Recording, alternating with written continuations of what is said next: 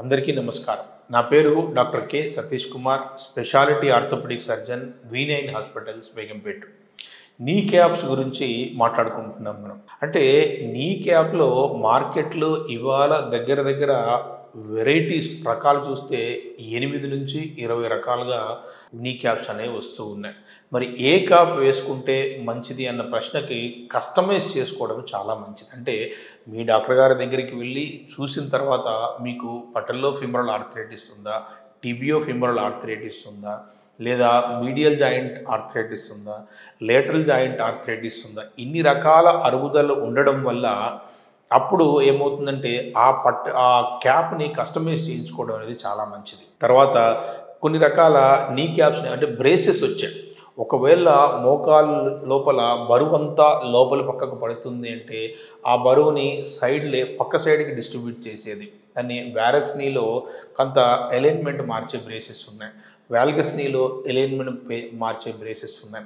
పట్టల్లో femoral joint arthritis. పట్టల్లో femoral arthritis అంటే మోకాలు చిప్పకి దాని వెనక ఉండే బోనికి మధ్య అరుగుదల ఉన్నప్పుడు ఓపెన్ పట్టల్లా నీ సపోర్ట్స్ అని ఉన్నాయి.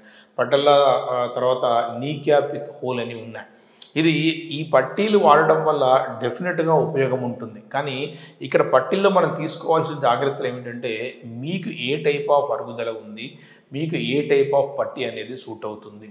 అట్లా కూడా ఉంటుందా అంటే డెఫినెట్గా ఉంటుంది. ఎందుకంటే మోకాలు బాగా అరిగిపోయింది, పట్టీలు వేసుకోమని డాక్టర్ గారు చెప్పారు.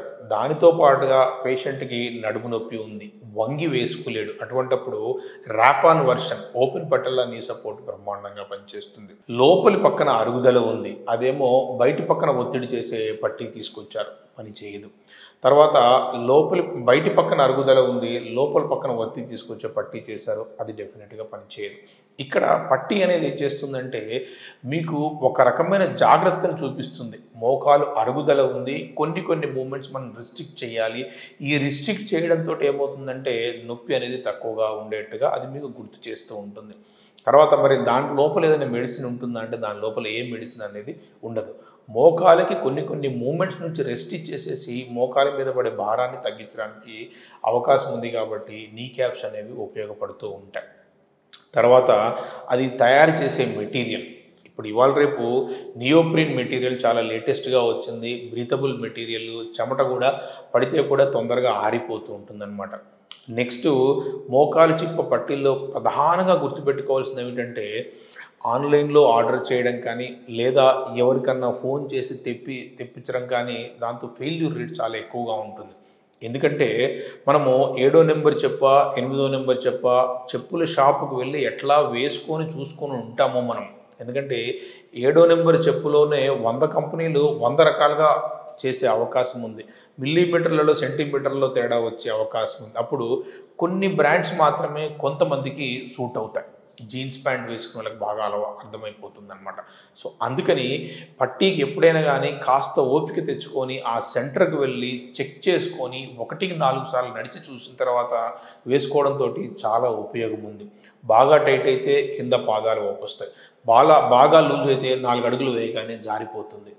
అందుకని కంపెనీ చాలా ఇంపార్టెంటు, మెటీరియల్ చాలా ఇంపార్టెంటు, టైప్ చాలా ఇంపార్టెంటు, యాక్సెప్టెన్స్ చాలా ఇంపార్టెంట్. ఈ 4 పాయింట్లను కానీ మీరు చెక్ చేసుకొని మోకాలు పట్టి వేసుకుంటే నిజంగా చాలా ఉపయోగపడే అవకాశం ఉంది. 60 నుంచి 70% నొప్పుల ట్యాబ్లెట్ల వైపు వెళ్ళాల్సిన అవసరం లేదు. కాస్త ఫిజియోథెరపీ తగ్గించుకోవచ్చు, మోకాలు అరుగుదలని క్రమబద్ధీకరించుకోవచ్చు.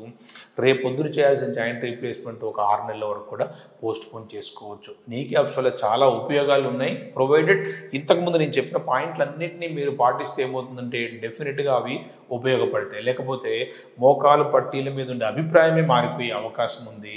లేదా అది అడ్వైస్ చేసిన డాక్టర్ మీద కూడా మీకు అభిప్రాయం మారిపోయే అవకాశం ఉంది.